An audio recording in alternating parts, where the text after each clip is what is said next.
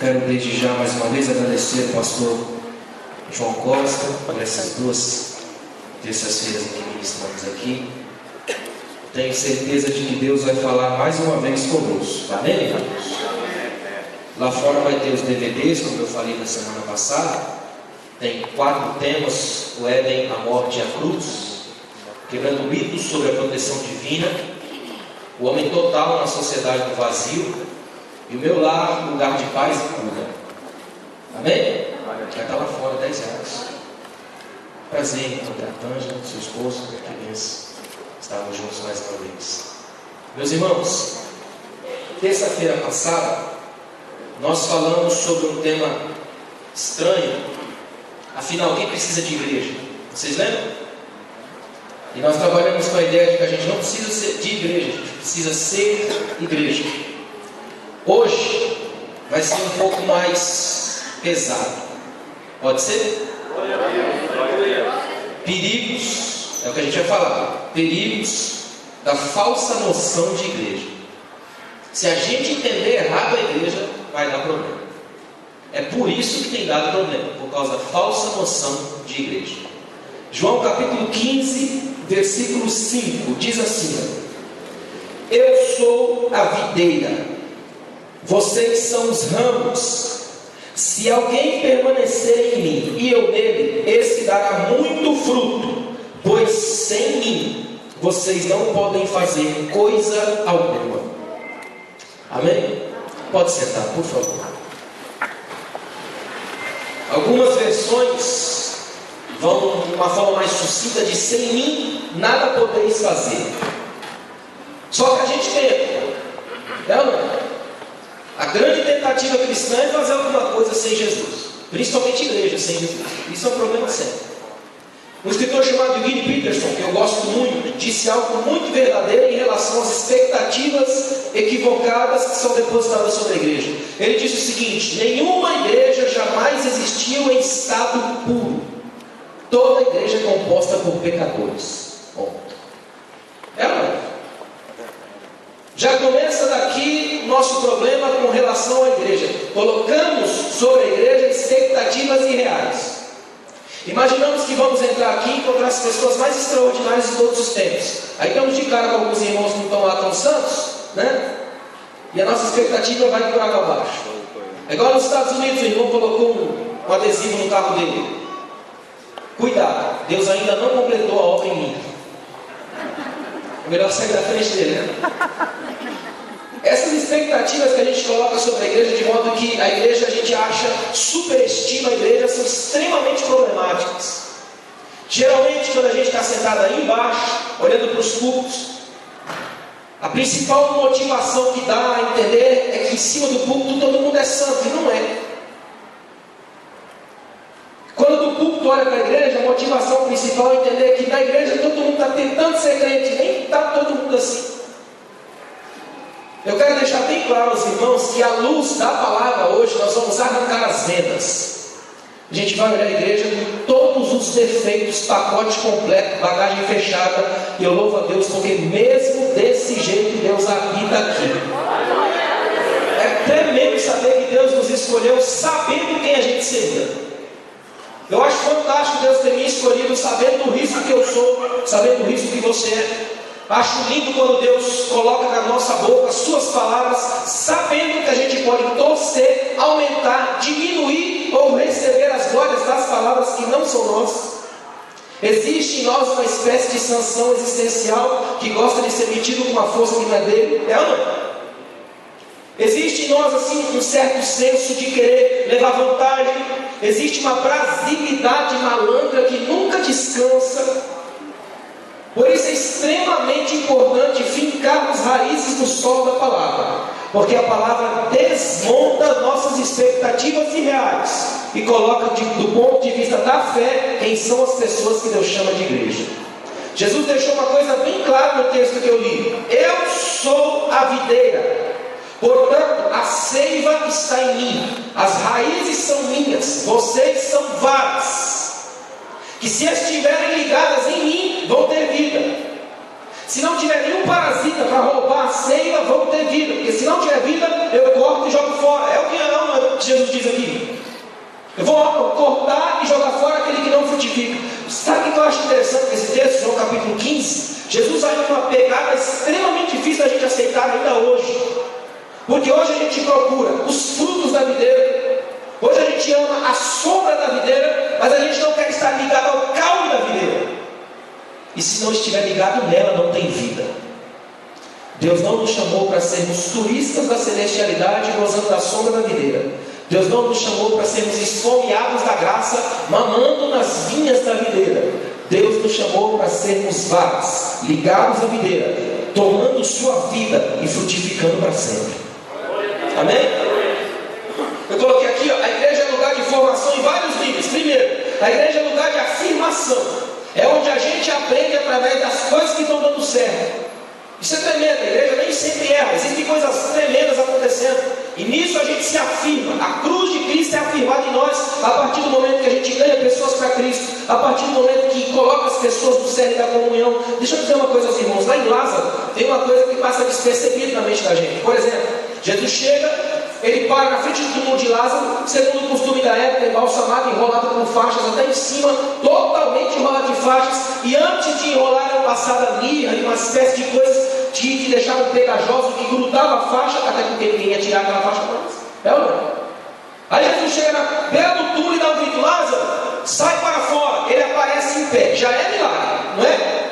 Ele estava todo enrolado, todo deitado. Como é que faz para aparecer em pé? Na porta do túmulo. Só que aí que entra a coisa que eu quero chamar a sua atenção. Olha que interessante. Jesus vai lá e faz o milagre do impossível. Traz Lázaro de volta à vida amarrado.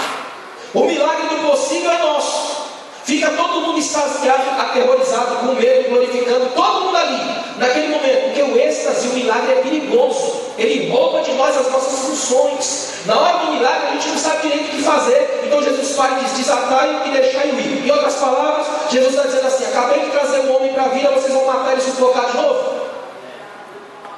Trazer as pessoas do mundo para cá é obra de Cristo, mas fazê-las andar na igreja é obra nossa. É a gente quem tira as faixas e faz a pessoa andar. Afirmação a partir daquilo que faz. É a gente que ajuda o irmão a crescer. É a gente que abençoa o irmão. A gente é quem dá essa alegria de estarmos juntos. Sabe? É a gente que em parceria vai se afirmando. Esse é um dos níveis de formação da igreja. O segundo nível é correção. É onde a gente cresce com a crítica. Muita gente hoje prefere ser destruída pelo elogio a ser construída pela crítica. É perigosíssimo isso. Quando somos crescidos, trabalhando como cristãos, a partir dessa crítica, nós crescemos na base da correção. Irmãos, deixa eu dizer uma coisa aos irmãos. Durante muito tempo nós interpretamos uma palavra na Bíblia errada. Exortação não é a capacidade que eu tenho de espancar o nome de Cristo. Exortação é oferecer ao irmão ao meu lado crescimento, a partir do momento que os meus olhos viram que ele ainda não viu. É saber que eu já andei por um caminho, que eu sei que tem buracos e ele pode se quebrar naquele buraco, naquele caminho pode se perder. Então eu ajudo o irmão a desviar dos caminhos, é exortar, é tirar para fora de um processo de crise. A gente acha que a exortação é sempre tal qual, irmão, não? A gente acha que a exortação é fazer aquele flash, aquele olhar de holograma que vem e olha tudo que o irmão está fazendo de errado. A gente acha que a exortação é vomitar iras em cima dos cultos. Não é. A exortação é movida por uma alta excelência de amor, sentimentos de não ver o outro destruído. Quanto mais eu exorto, mais eu amo, mais eu curo, mais eu passo o bálsamo nas feridas que a verdade produziu. Isso é exortação. Terceiro, lugar de motivação. É o que acontece quando a gente caminha no chão das promessas. Deixa eu te dizer uma coisa tremenda aqui, ó. Se não houvesse promessas, como é que a gente viveria na igreja? Promessas são o chão que o cristão caminha. As promessas são nada mais, nada menos do que horizontes para o cristão andar. Aí tem um escritor chamado Eduardo Galeano que diz: para que serve o horizonte? Se eu olho para o horizonte, eu vou na dimensão dele se eu for na direção dele um passo, ele vai se afastar um passo. Se eu der 10 passos, ele vai se afastar 10 passos. Ele vai dizer: então para que serve o horizonte? Serve para me tirar do lugar e me fazer andar. É para isso que serve o horizonte. Ele me arrasta, vou dando passos até ele. As promessas de Deus são horizontes pintados na história, para que a igreja comece a andar. Sabe por que a igreja anda? Porque ainda há uma promessa sobre as nossas vidas. E a maior promessa de Deus é que Jesus um dia retornará para buscar a sua igreja. A sua igreja. Geralmente a gente pensa nas promessas menores, as outras, aquelas nossas, porque nós vivemos na era do esvaziamento dos conteúdos. Então palavras como salvação e promessa são esvaziadas do sentido. Então as pessoas procuram ofertas de salvação, salvações e não salvação. Então elas procuram também ofertas de promessas. Qual é a promessa que eu quero? Eu quero a promessa de futuro emprego, ou de virar, ou de comprar minha casa, uma série de pequenas coisas que são boas. Mas a maior promessa que nos motiva aqui é deixar isso aqui, ó, e ir para a glória. É lá que nós vamos. A maior promessa é um dia encontrarmos com o nosso Senhor, que fez com que a gente andasse aqui pela história. Essa é a maior promessa. Meus irmãos, eu escrevi uma coisa aqui, ó. Estuda isso aqui, ó. A Bíblia, no que diz respeito à igreja, ela é um protesto à perfeição. A Bíblia, no que diz respeito à igreja, é um protesto à perfeição. Na Bíblia, a igreja nada tem em comum com os salões vitorianos ou parisienses, sempre preparados para impressionar os visitantes.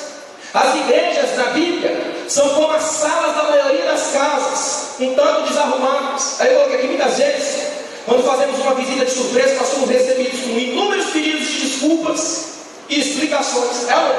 Você já chegou de surpresa na casa do irmão? Irmão, primeira coisa, irmão, não olha não que eu não arrumei a casa.